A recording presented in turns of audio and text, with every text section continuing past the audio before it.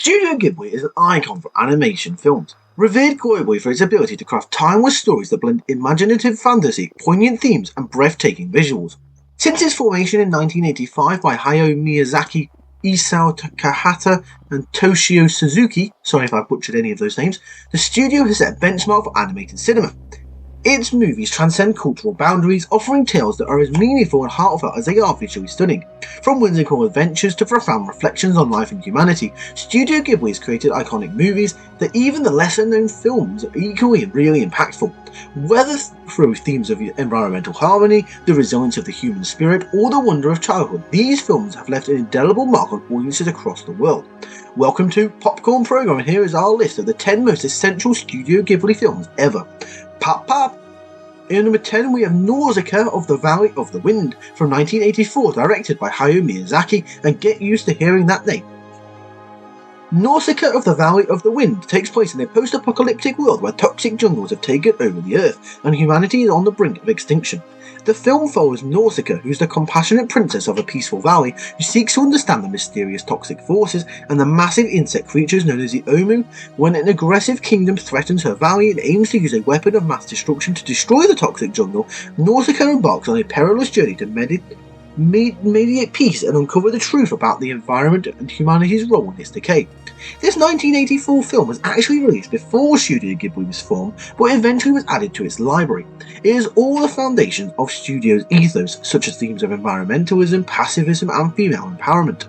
Its influence can be seen in later Ghibli works that also explore humanity's relationship with nature. Directed by Hayao Miyazaki, the film also marks Ghibli's first collaboration with composer Joe Hisaishi.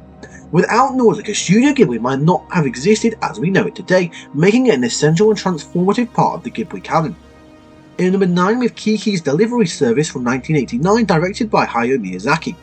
Kiki's Delivery Service follows the titular Kiki, who is a young witch who leaves her home at the age of 13 to live independently as per witch tradition. With her broomstick and her black cat companion Gigi and a positive spirit, Kiki begins a delivery service.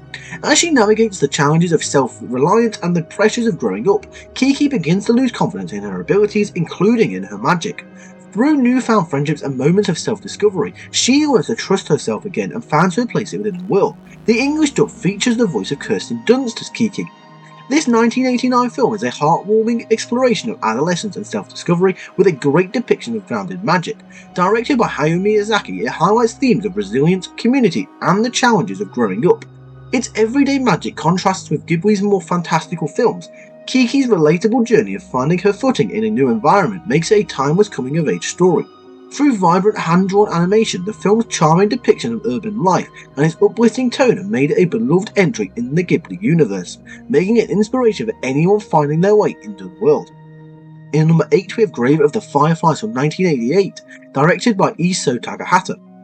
Grave of the Fireflies is a haunting tale set in Japan during the final days of World War II. It follows two siblings, Sita and his younger sister Setsuko, as they struggle to survive in the aftermath of devastating fire-bombing raids. After losing their mother in a bombing raid, they attempt to build their life together in the countryside, only to face the harsh realities of famine, societal indifference, and the lasting scars of war. Despite their bleak circumstances, Sita does his best to protect Setsuko and create moments of fleeting joy, such as catching fireflies to light up their dark nights. Directed by Isao Takahata, who also directed The Tale of Princess Kaguya, the film stands as one of Studio Ghibli's most emotionally impactful works, showcasing the power of animation to tell stories of profound human suffering and resilience. Its unflinching portrayal of war toll on civilians, particularly on children, sets it apart from the studio's other works. The film's raw emotional power and haunting beauty serves as a stark reminder of the human cost of conflicts. Based on a true story as well, Grave of the Fireflies is considered one of the greatest war films ever made and a landmark achievement in animation. In number 7 we have The Wind Rises from 2013, directed by Hayao Miyazaki. The Wind Rises is a semi-biographical tale inspired by the life of Jiro Horikoshi, the aeronautical engineer who designed Japan's iconic Zero fighter planes during World War II. Set against the backdrop of the early 20th century Japan, the film follows Jiro's journey as he pursues his dreams of designing beautiful airplanes, despite the inevitable reality that they will be used for war. Alongside his professional struggles, the story explores the tender romance with Nahoko, a woman battling a terminal illness. The film was supposed to be Miyazaki's last film when he announced his first retirement. The Wind Rises is a deeply personal and reflective work that stands apart from Studio Ghibli's fantastical movies. With his stance on as a pacifist, Miyazaki brings a grounded, introspective narrative to the film, making it one of the best war films of the 21st century. It's a meditation on the pursuit of dreams, the cost of innovation, and the complex relationships between beauty and destruction. Paired with a beautiful score by Joe Hisaishi, The Wind Rises is not only an essential achievement in animation, but also a thoughtful exploration of the human spirit. The film was the highest-grossing film of 2013 in Japan, as the audiences flocked to see this masterpiece. In number 6 we have Castle in the Sky from 1986, directed by Hayao Miyazaki. Castle in the Sky follows Shita and Pazu, two young adventurers brought together by fate. Their journey leads them to search for Laputa, who's a legendary floating city filled with advanced technology and unimaginable treasures.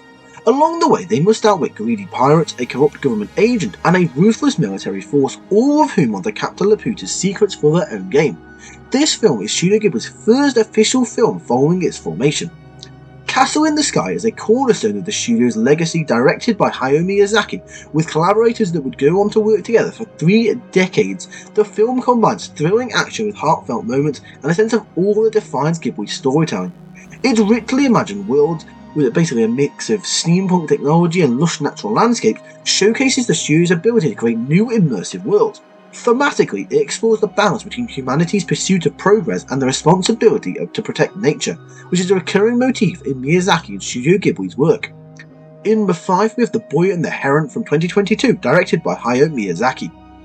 The Boy and the Heron is a coming-of-age tale that follows Mahito, who's a young boy grappling with grief after the loss of his mother during World War II. When Mahito and his father move to the countryside, he stumbles upon an abandoned tower and encounters a mysterious grey heron who leads him into a fantastical parallel world.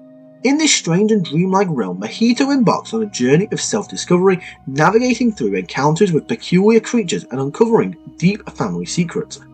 As Hayao Miyazaki's return from retirement, The Boy and the Heron is a deeply personal and ambitious film that encapsulates the director's recurring themes of loss, resilience, and humanity's connection to nature. The film's fantastic alternate reality, paired with Joe Hisaishi's usual great score, makes this a must-see film. The film not only marked a triumphant return for Miyazaki, but also served as a poetic meditation of life's impermanence, making it also the perfect swan song for the legendary director.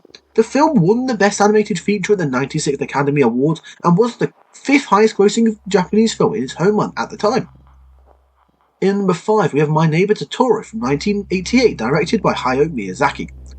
My Neighbor Totoro follows sisters Satsuki and Mei as they move to the countryside with their father while their mother recovers from an illness in a nearby hospital. As they settle into their new home, they discover a world of wonder and magic just beyond their doorstep. The sisters encounter friendly woodland spirits, including Totoro, who is a giant furry creature who guides them through their adventures. From taking rides on a magical cactus to watching seeds sprout into trees, Satsuki and Mei's adventures with Totoro provide them with comfort, joy, and hope during a different time. This film is often considered the heart and soul of Studio Ghibli's legacy, encapsulating the studio's dedication to celebrating childhood wonder and the beauty of nature. Directed by Hayao Miyazaki, My Neighbor Totoro excels in its simplicity, with a narrative that is both personal and universally resonant. Its lush animation creates the tranquility of rural Japan, while its focus on the sisters' bond and resilience makes it emotionally powerful.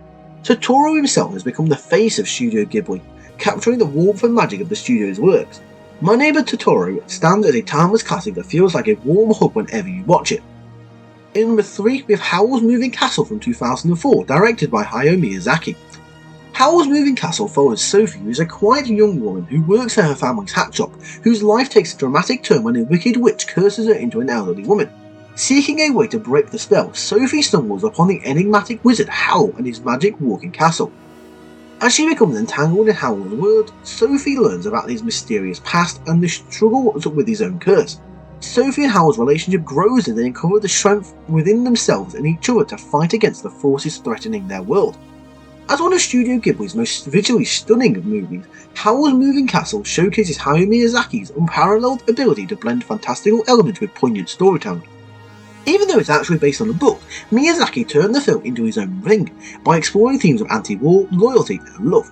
Its breathtaking animation, Howl's intricate steampunk-inspired castle than life, while its rich characters anchor the story. Howl's Moving Castle lost at the Oscars to Wallace and Gromit: The Curse of the Were-Rabbit, but it does remain a timeless, dazzling work of art that exemplifies Ghibli's talent for creating magic, thought-provoking cinema. And I'm also pretty certain Christian Bale voices one of the characters in the dubbing. In number 2 we have Princess Mononoke from 1997, directed by Hayao Miyazaki. Princess Mononoke tells the story of Ashitaka, who's a young warrior cursed by a demon while defending his village. Seeking a cure, he journeys to the Western Lands, where he becomes entangled in a fierce conflict between the industrialized Iron Town and the forest spirits that are fighting to protect their sacred land. Among the forest defenders is San, who is a fierce and determined young woman raised by wolves, who is deeply connected to the natural world. As Ashitaka tries to mediate the growing tension, searching for a way to bring peace without sacrificing either humanity or nature. This epic tale is one of Studio Ghibli's most ambitious films, tackling complex themes such as environmental conservation and the balance between progress and preservation. Directed by Hayao Miyazaki, Princess Mononoke presents a nuanced portrayal of humanity's relationship with the natural world through its memorable characters, inviting audiences to reflect on their own values. The film's stunning animation, from the lush forests to the fierce battle scenes, enhances its grandeur, with its rich narrative cemented as one of Ghibli's most thought-provoking works. Princess Mononoke is highly regarded as well as Studio Ghibli's works and is considered a landmark in animated cinema. And number 1, we have Spirited Away from 2001, directed by Hayao Miyazaki. Spirited Away follows Chihiro, who is a 10-year-old girl who stumbles into a mysterious otherworldly realm while moving to a new home with her parents. After her parents are transformed into pigs by a witch named Yabuba, Chihiro must navigate the magical bathhouse where spirits come to relax and rejuvenate. Chihiro encounters the enigmatic Haku, the mysterious No-Face, and other colourful characters as she tries to free her parents and return to the human world. This 2001 masterpiece is Studio Ghibli's most celebrated film, earning international acclaim and winning the Academy Award for Best Animated Feature, with being the first anime to do so. Directed by Hayao Miyazaki, Spirited Away is a perfect blend of surreal imagination and profound themes and emotional storytelling. Its stunning animation and meticulous attention to detail create a visually mesmerizing experience that can even traumatize its viewers. The film's exploration of identity, greed and kindness resonate across cultures and ages, making it one of the best coming-of-age movies ever made. Spirited Away elevated Studio Ghibli to a global prominence, and solidifying its reputation as a powerhouse in storytelling. And there you have it, there's our list. So what do you think? What's your favourite Studio Ghibli film? Let us know in the comment section down below. If you enjoyed this video, be sure to give it a thumbs up and click the subscribe button if you are new around here. That's all for now, so I'd like to thank you for watching, and we'll see you later. Pop pop!